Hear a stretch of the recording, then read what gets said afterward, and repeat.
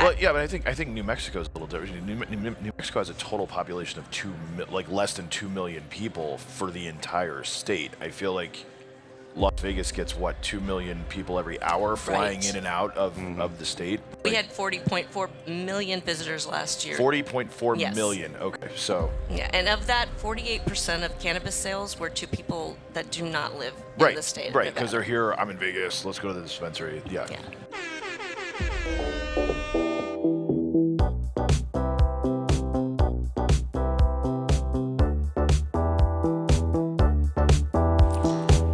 Back, MJ BizCon 2023. It's Wednesday morning. It is early. Sorry, Prescott. This is the first episode of our state-by-state series. Demetri Downing here with co-host for this one. Max Uhas, Dope SEO. Yeah, so we are starting today with Nevada. Yesterday we covered Colorado, Alabama, California.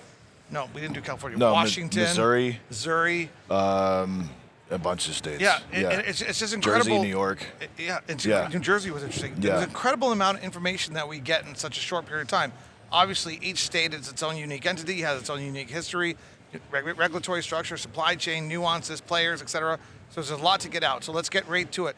Introduce yourself and tell us about how your involvement in cannabis came to be and your company, and then let's talk about Nevada, and then you go after him. Sure. I'm Prescott Jones. I run the cannabis department at Resnick & Lewis. I'm an attorney. I've been in the cannabis space since the very beginning in Nevada. How I got into cannabis, funny enough, I sort of fell into it. I had a corporate law background.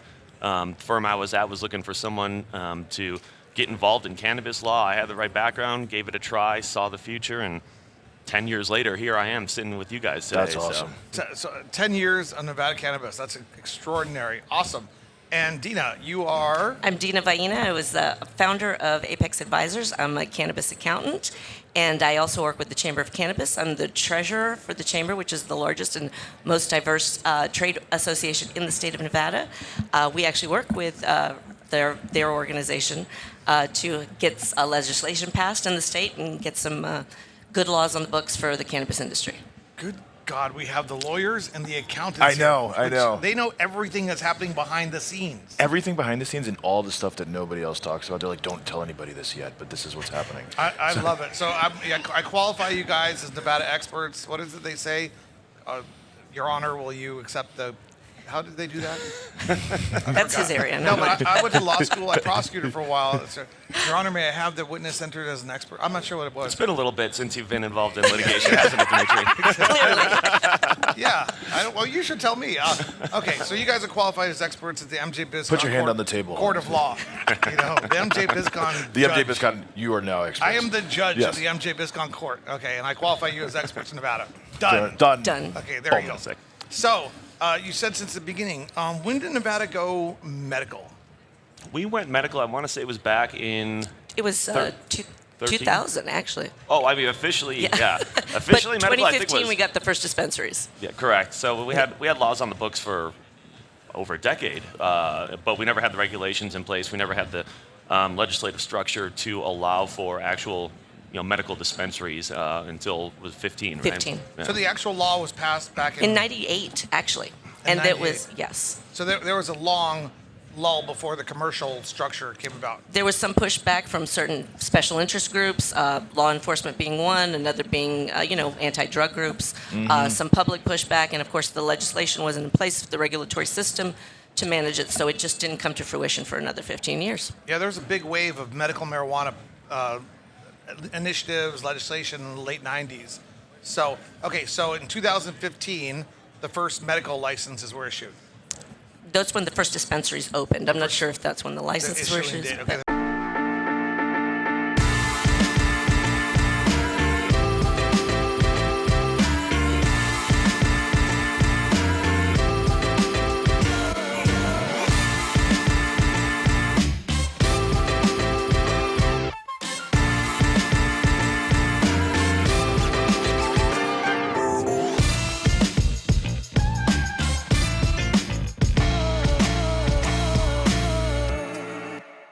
First dispensaries opened in 2015. What does that structure look like? Let's, if we can, I'm not sure why it's changed or morphed into since adult use, but can we go back to 2015 and remember the licensing structure and what was issued? There's like how many dispensaries? Honestly, I'm not that familiar with it. I've only been in cannabis for 2 years, so I'm more familiar with the structure as it is today. Yeah, it started off, of course, very small. I think we saw what happened in Washington, what happened in Colorado early on. It started off very small. It's going way back, but to think about what the industry is then compared to what it is now is completely different. Well, I mean, I like to talk about history, but you can also Google that. So let's talk about what it is now. Well, it's a capped market, so we do have our licenses are closed out. There are 5 areas, of course, where you can be licensed: cultivation, manufacturing, distribution, retail, or laboratories. So Nevada is a limited licensing state, and it's not vertical. So are there any? You can be vertical, sure. You can be vertical, but there are no big vertical licenses that are out there. It's different than Arizona in that sense, in that there's individual licenses. Like Deena said, you can be vertical, but you have to obtain all the licenses to become vertical, Yes. rather than just get a You single can't get vertical. one single license. Right. Yeah. Right. So you Now, have to one apply thing for that each has one. changed is that you used to have a medical and an adult use license. You'd have to apply for both.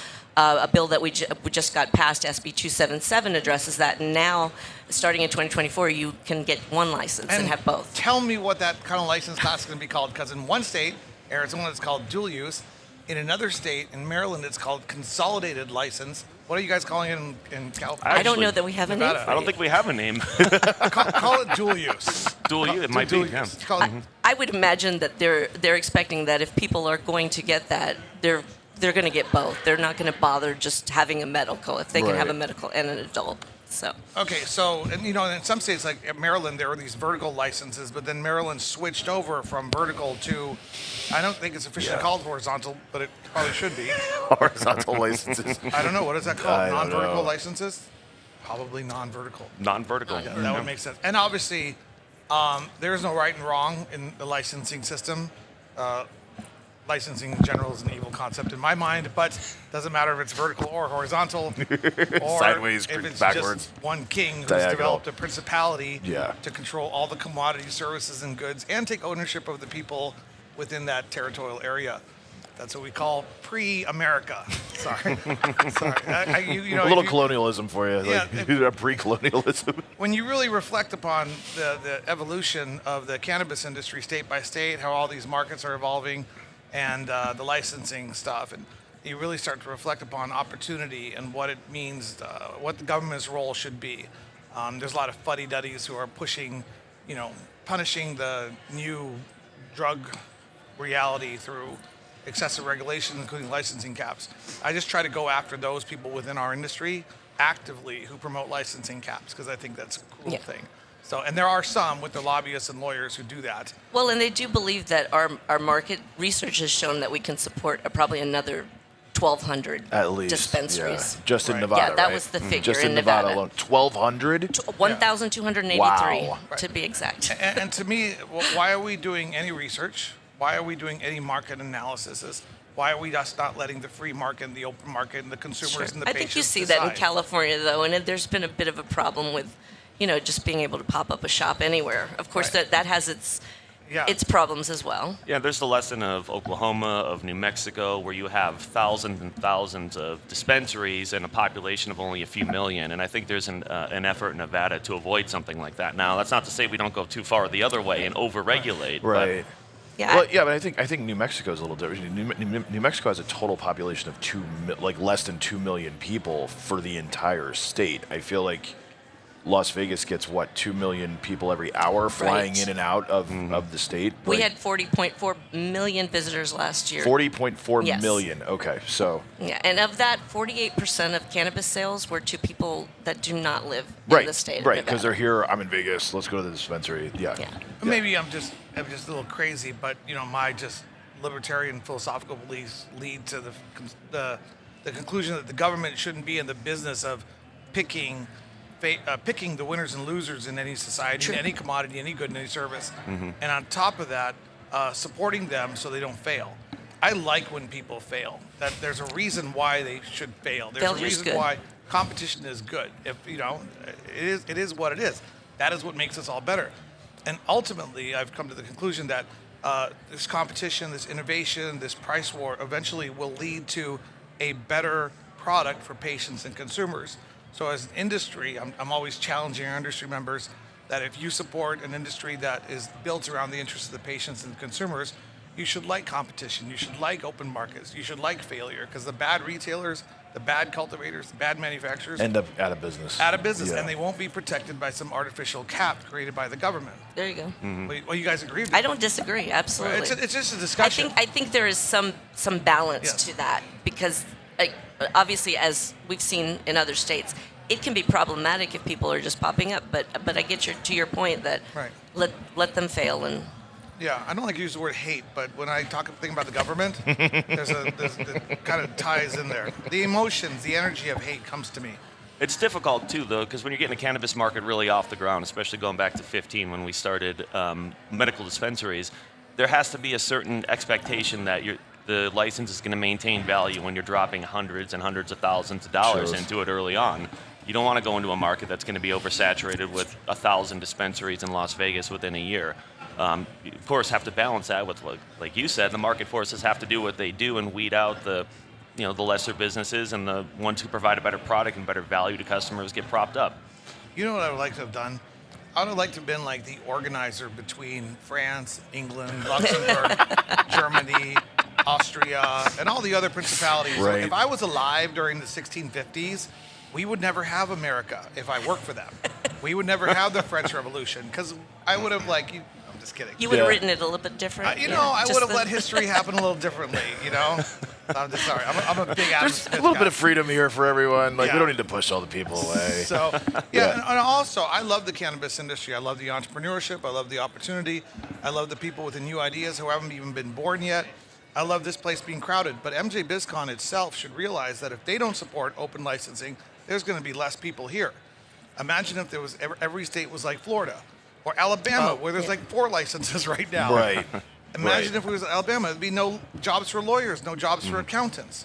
You see what I'm saying? So Well, these that's like, essentially a monopoly in and of itself. It's Right. like we were the 4, and that's it. You know Yeah, what I mean? and Like, I didn't come into the cannabis industry to talk about this stuff, but it's an interesting economic experiment. It's a real phenomenon, state by state, and that's one of the reasons why we're talking about the different states and interviewing people who know about what's happening in that state.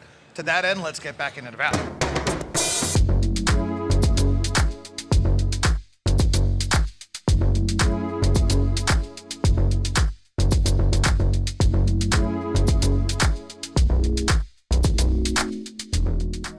Yeah. So, what does Nevada look like?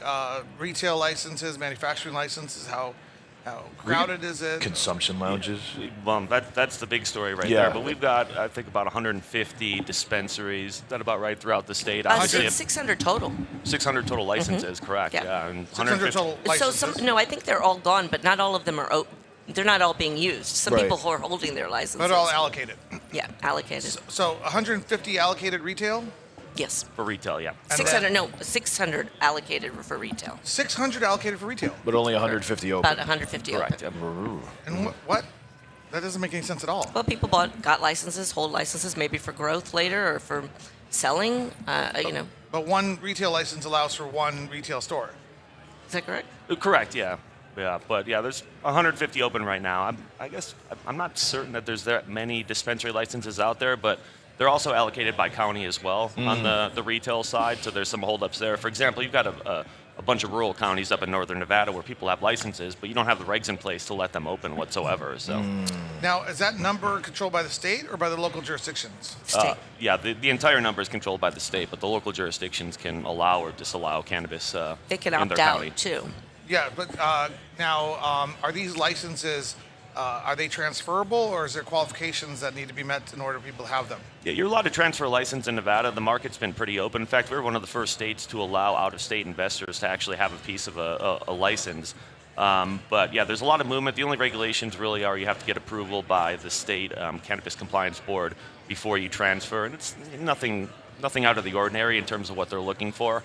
Generally, approval happens. It takes sometimes up to a year, but that's the biggest concern is time sometimes when you're trying to do a transfer of interest. Even that little nuance of some states protecting people, residency kind of stuff, Nevada and other states have done the same thing. I love all my Americans equally. What can I do? I don't see my Arizonans. You're welcome in Arizona. Come do business, Prescott. Just buy a dispensary. Oh, wait, no, wait. He's not an Arizonan. I mean, what kind of nonsense is that? You know, it's bad enough that we do that to the Mexicans and the Canadians. Why would we do that to our fellow Americans, right? Am I crazy? No, absolutely. Okay. Well, it's a closed system now, so I guess people are trying to keep it within their own state for. Right. Maybe we should build a wall between Nevada and Arizona. I'm not kidding. It's a slippery slope, but it's a natural inference as to where it goes. You know, and then that's why I just have gone the other direction. But enough about that. Manufacturers, processing centers, cultivations, let's talk a little bit about what happens there. Well, labs are limited to 12, so that's a really small group. Is the laboratories 12 licensing. processing laboratories, so 12 manufacturing centers, processing centers, Yes. production centers, whatever they're No, called. no. Just labs. Laboratories for testing. Oh, 12 for lab testing testing. labs. Yes. Oh, so they got it good here. They got Yeah. it good. Well, I mean, at least they have 12. Yes. I think cultivators is like 150. 150 Yeah, cultivators? seems like about that. right. Yep. And then are these cultivators tiered? Are they unlimited No, in nature? it's not tiered. Yeah, single license. Yep. Good. Well, I mean, I do kind of like the tiered system. I surprisingly, I thought Mississippi's licensing system was quite good. So the tiered system, yeah. You know, I'm also I don't like canopy caps. I don't like canopy caps. Yeah. Did I say that twice? yeah, they have a micro in Mississippi. They had a micro license that was for like 2,000 square foot. Right. Government's Yeah. such a strange thing, you know. And you know what it is? See, I'm a liberal. I love the government. I'm a Democrat. I want people to believe and trust. I'm really not, but I want people. He's He said really he was not. a- He's he said really he was not. a- there for a a- second. But Yeah. see, A libertarian, here's, really. here's here I win my. He's whatever he wants Here's, to be. here's how I win my argument no matter what, because you guys might be Democrats, liberals. I don't want to know. It's okay. But so I'm a liberal. I'm a Democrat. I'm a communist. But I want people to believe and trust in my government, in my system. And if you showed your children all the different models and nuances and stupidity that has happened state by state in the cannabis industry, would they respect government? Would they trust it? Would they love it? No, they wouldn't. So anyways, and then the Republicans are supposed to be free market people, but that gets a little nuanced too. You know what I'm saying? So Very much. everybody should recognize this, you know? If the government's going to do something, do it right and do it well. And if you can't do it right, just stay out of the way. You know what I'm saying? What? I'm not saying anything. I Okay, mean, well- you're on one of your. Rants, sorry. You're ramping up for the. This is the first one of the. Do you of think this there's morning. any rolling it back now, though? Now that they're involved in cannabis, I mean, You know what? where does this end? Well, we found out in the 17th century where it ends, in the 18th century, you know, with enlightenment, with the revolution, you know. Enough people look at the system and they say, well, I'm left out, and then what happens? True. You see what I'm saying? My kids might very well be the first cannabis revolutionaries in the history of humanity 30 or 40 years from now. See what I'm saying? When they look at the system, they said, wait, okay, there was Florida, there was 25 licenses, 30 licenses, lobbyists got deeper and deeper and deeper, and there was less and less and less. And now by government regulations, we can't even be involved in Florida, but we like Florida. So let's start a revolution. And you know what I'm saying? What do you do? You know, but so you want to create a system that's fair, especially if you love government. See how I just tied that whole thing together? You pulled the whole wide loop I'm together. still not sure if he loves government or hates He's government. not. He hates the government. So He's trying to keep a straight face when he he's says trying to that, keep. but He it's not keeps a working very well. straight face and eye contact, and he's like, if I say it enough. Are you convincing me? Okay, so labs. So there's only 12 laboratories. Okay, that's interesting. That's an interesting nuance. That makes it a good investment. And good labs are a good investment. They must be charging a lot. Yeah, it's costly. Yeah. Oh, yeah. Yeah. Yes. Until I become governor of Nevada, labs are safe. Okay, so That is a large expense, actually, a large expense for the cultivators. this and is Nita manufacturers. Unshackled. Unshackled, yes. The shackles are undone. So that's very, very interesting. Okay, so a lot of people hope depends who you ask, they want more labs, right? They want more competition. Sure, absolutely. Yep. Because it takes a long distance and time, and you know the cost of the per panel is probably really high, and you know those nuances are tough. And now that anybody who's lobbying for the labs, I should go lobby for the labs. After I that, haven't I heard. don't know. Yeah, I haven't heard of anyone actually. Yeah. It's Is kind there, of just. is there a lab lobbyer? I don't think so. Yeah. Oh, okay, lobbyist. Yeah. Lab. See, maybe you Look should give it a into. shot. I wouldn't be a good parent of humanity if I wasn't an equal opportunity educator. Labs that are out there watching the show, go get yourself a lobbyist, protect your interests, Start twist lobbying and turn, now. do not lose your market advantage. Call me. I'm just kidding. Don't call me. Call Prescott. Send him one of your friends. That's okay. They have to make a living. I don't care about that kind of stuff anymore. So production, manufacturing, and processing centers. How does that work? The reason why is because a lot of brands want to migrate into Nevada. Las You Vegas. mean so for partnerships? Yeah, or like Partnering with them? like how many licenses are there? Can you manufacture? Can you process? Can you produce a wild at a cultivation center, or is that an independent manufacturing center?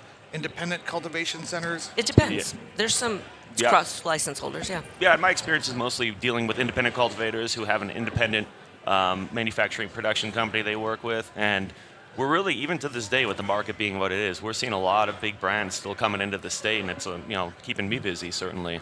So how do the big brands come into the States? They just find a local partner, or are they getting their own manufacturing processing license? In my experience, they're finding local people out here. It's good. I mean, Yeah. you're seeing a lot of MSOs who've got relationships in other states with these brands who want to bring them into Nevada on their Nevada license, but yeah, generally they find local people here. Is there a limit on partnerships? Like how many people you could partner with if you're a processor or Nope. yeah, okay. If I found that, I would really get nasty on that. Yeah. That's just another It's like you're- constraint on free markets, an unbelievable one that nobody really wants. Well, some people would. It's nuanced, and these things Yeah. matter. These things are important, and it's crazy that there's people that's crazy who are authorizing people to make these kind of decisions. Right. You know what I'm saying? I mean, but with all that, Nevada is still considered like one of the top models for licensing. Considered by who? Not People by who me. own licenses, for People sure. who own licenses, others, the states in Aha. general, like The you know. states in general, but who in those states? I mean, this is True. a discussion. That's true. Our job is to educate and tell the truth. So when we use phrases like people consider it a Yeah. model, the states do this, we have to say, what do we mean? Who are we talking about? Investors consider it a good model, sure, because The yeah, investors. exactly, Agree the with money you. people. The Yes. money, Yeah. the money I'm on the behind money it all. people side of things. So. I hear you. The money speaks. No, but it's true. The world is what it is, and there's a lot of it balancing between how the world really is and how you imagine or believe the world could be. And Absolutely. so me, I'm just a little crazy like that. I've seen enough to know at this point that I don't care how the world is. I don't care how anyone else thinks it should be. I want the world to be as free and as possible, so we don't have any of these crazy ideas that are built up upon us and dropped upon us. I don't care who has them, where they came from, or who they belong to. My ideas are just as wrong as yours. Exactly. That's what I'm saying? exactly right. That's the only thing you've been right about, right? Right. But can we agree that my ideas don't impinge upon your reality? Absolutely. I want you to be free. to a certain point. Right. I mean, Well, as that's long where- as yours don't infringe on mine, we're good. And that's right? where the government should get involved, right? At that point. that Venn diagram, right? Where Right. yeah. It's a weird world. So we have. So you like the investment opportunities in retail? Right now, as they are in Nevada, Yeah. there are really as a partner coming in. Yeah, I mean the only way to get into the market at this point is to partner with someone locally or purchase an existing license holder's business. Yeah. We're at Thanksgiving dinner, and you just told your 18-year-old daughter that. How does it feel?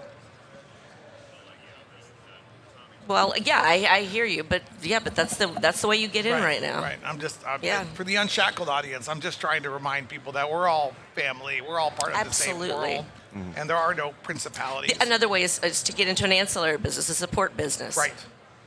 Well, yeah. Similar to accounting or law or Right, and that's Ton what of other everybody, stuff. everybody here is. So, from investment perspective, the labs, unbelievable, 12 labs. Is that limited capped already by law? Yeah. that's the cap is 12. I wonder who drafted that legislation. You have anything to do with that? Not me. That's crafty. He's on the other side. Yeah. I think one of the coolest things about Vegas is actually the consumption lounges Yes. and what they've managed to do in the last. It's been what the legislation's been going on for what The a couple legislation years? passed in 21. Right. It went into effect. Passed in 21. 21. In 22, it went into effect. They had a lottery at the end of the year Right. for license holders for consumption lounges, where they issued 20 independent. Of that 20, 6 are MSOs, and then 10 for social equity were issued. MSOs, like who? Multi-state operators. Yeah. Right, MSOs, but are they like Curaleaf, Trueleaf MSOs? Curaleaf has one. Planet 13 has one.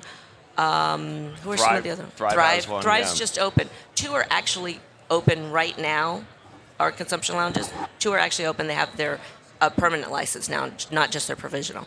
Wow, that is a really cool licensing class. We don't have those in What the consumption lounges? Yes. Consumption lounges are brilliant in the sense of, I mean, it's essentially it's a bar, but you can't drink alcohol in a consumption lounge. No right? alcohol, There's no tobacco. no tobacco, No It's- gambling. Yeah, no gambling. It's cannabis. You know, it's not even like a bring your Single own. serve. It has to be single serve. Single serve. So you could have a micro dab, you buy a pre-roll. Something you know? you can consume in the amount of time that you're there, because you can't take it with you. Right. That's the thing. You have to consume it there. You can't. Right. You know, it's not like you're going to a dispensary. You're not getting use a a little bit to-go there, bag. and then no doggy bags. Yeah, and then there's some no also to-go bags. limitations about the amount of distance they can be from one another, which is a big issue of contention right now, especially in like downtown Las Vegas and the art district, because it's like 500 feet, and they would like to create like an area where you could go bar hopping, basically, from consumption to consumption, and it's just not possible. That would be such a cool party. I love how you guys speak about these things as they are. Yeah. You know, that it just reminds me that I can no longer function in your world. And if you want to invest or get involved in Nevada, do not call me. Call them, okay? Because my ideas are just ideas, but you guys are doing pragmatic things on the ground and dealing with these nuances and the minutia of licensing, accounting, and Right. all the regulations. And that's the fun thing about this industry, right? It changes almost every day. There's something new. Last year I was here talking with you, and we talked about something completely different than we're Right. talking about this year. And that's a great thing about this industry. And the even better thing is when the industry, as it changes every day, let it change you. Right. So next time that you're at dinner with your daughter at Thanksgiving, you don't Guess what? feel bad about what you just told You her. can go get a license now. It's open. Right? Doesn't that feel good? That's good. Somebody once said that to somebody like in 1795 Yes, go. in England, and said, you don't have to belong to William and Harry, you know, the kids over there. Right, yeah, I know. Yeah, King. the redhead. You know, you're not his serf. He doesn't control your goods and your commodities and stuff. Go to the open world of America. Doesn't it feel good? Right? Go inside. Anyways, you guys are awesome. I love you. We have created 2 new points of contact for Nevada, Deena and Prescott. They're friends of mine now. I mean, I've known Prescott for a little while, so I can't hang out with him. He hangs out just way too well. You know, I sleep too much. So, anyways, but that's Nevada. And Max, any closing thoughts? How do people get in touch with you guys? By the way, thank you both for coming on to this. And Yes. This was the good. Well, you can reach me at either Deena This at was the good. Apex Advisors. My firm's name is Apex Advisors, and I'm also with the Chamber of Cannabis at thechamberofcannabis.org here in Nevada. Yes. And I'm with Resnick and Lewis. Our website is rlattorneys.com. You can Google me, Prescott Jones. I'm sure you'll find me that way. And Glenn, I promise I will not run for governor of Nevada. This has been another episode of Meet Up Tackle. All right.